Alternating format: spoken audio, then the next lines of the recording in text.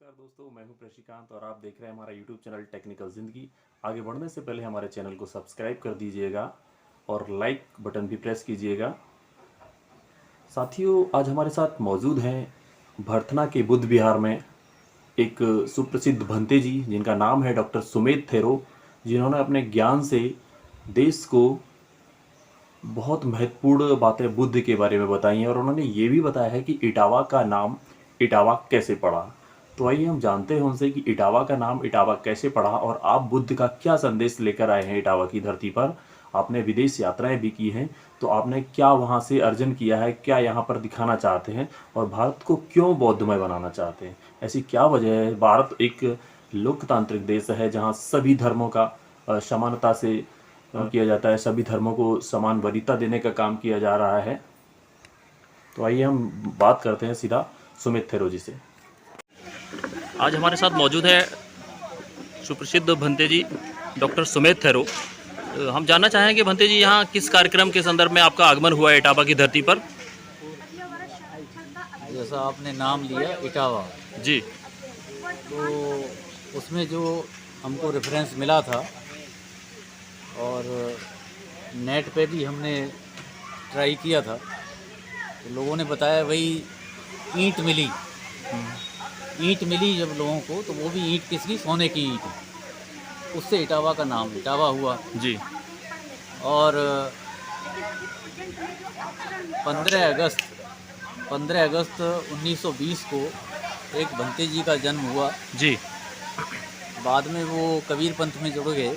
जी और जब उन्होंने देखा कि भाई बुद्ध की तरफ या बौद्ध धर्म के बौद्ध भिक्षुओं से उनकी मुलाकात हुई, तो वो इतने प्रभावित हुए कि उन्होंने कबीर पंथ का जो भी चोला पहना हुआ था या कबीर पंथ में जो साधु थे वो उनको छोड़ दिया और वो भंते जी बन गए, माने बौद्ध भिक्षु। जी जी उनकी जो उपसंपदा है, आपने जो बोर्ड देखा होगा, ये पीछे लगा है जी उसमें। जी तो 5 दिसंबर 1965 को उनकी उपसंपदा हुई। आज के ज़माने में देखें तो आप 1965 में जिन्होंने जन्म लिया उनको जीवन यापन करना मुश्किल हो रहा है, या मतलब वो बुढ़े हो गए होंगे, है। तो ऐसे जो भंते जी जिनका या इस क्षेत्र में जन्म हुआ और उन्होंने अपना स्थान बनाया, जिस स्थान पर इस समय हम यहाँ बैठे हुए हैं और जो बैकग्राउंड में दिख रहा है, ये बुद्ध विहार उन्हीं का बनाया हुआ है। और ये पूरा प्रांगण भरथना में उनकी ही देन है। मेरे पास झांसी में, दिल्ली में और अन्य स्थानों पर भी भंते जी से मेरी मुलाकात होती रही। करीब 1996 से 1998 में गहन मुलाकात, एक बौद्ध परिवार मिलन मेला होता है फरवरी के महीने में दिल्ली में, जी तो उसमें काफ़ी लंबा डिस्कशन हुआ। उसके बाद भंते जी का आना जाना, कई IAS, SDM, IPS रहे हैं जिनकी पोस्टिंग झांसी में रही है। तो भंते जी का उनके पास आना जाना रहता था। हम कोई सेमिनार करते थे या श्रामणेर का शिविर लगाते थे, उसमें भी भंते जी एज ए प्रवज्जा गुरु, और या जो श्रामणेर शिविर के समापन में, एक शिष्य तो उनके नहीं रहे जी लेकिन उनके साथ काम करने का हमको मौका मिला।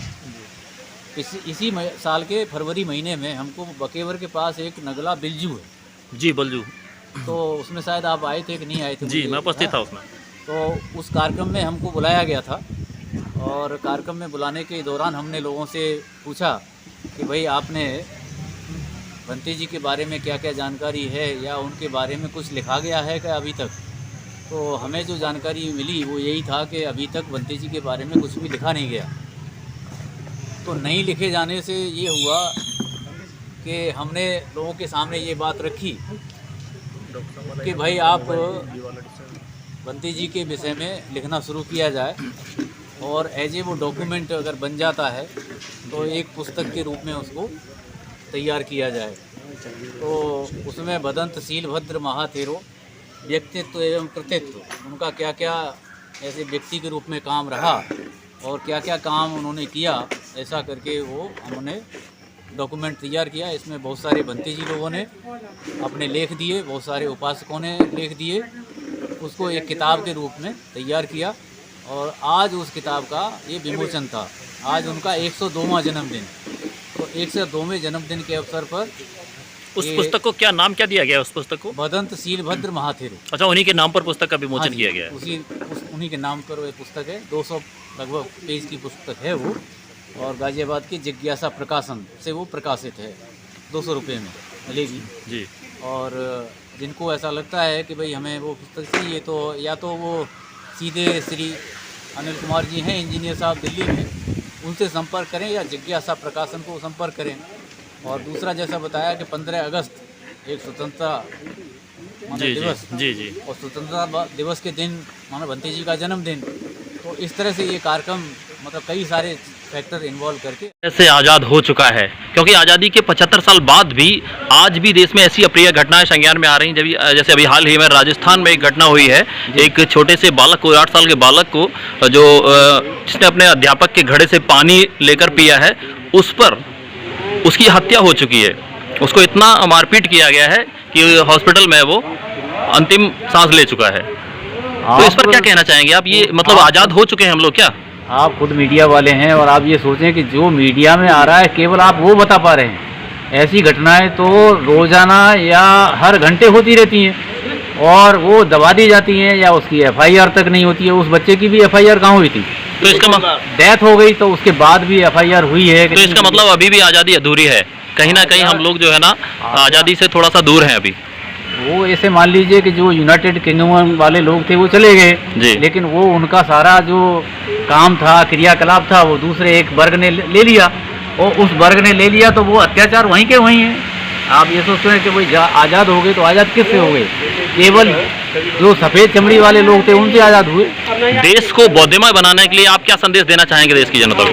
देखिए, भगवान बुद्ध का शांति का संदेश है मध्यम मार्ग, तो मध्यम मार्ग के हिसाब से लोगों को आचरण करना चाहिए। ये भगवान ने खुद संदेश दिया है।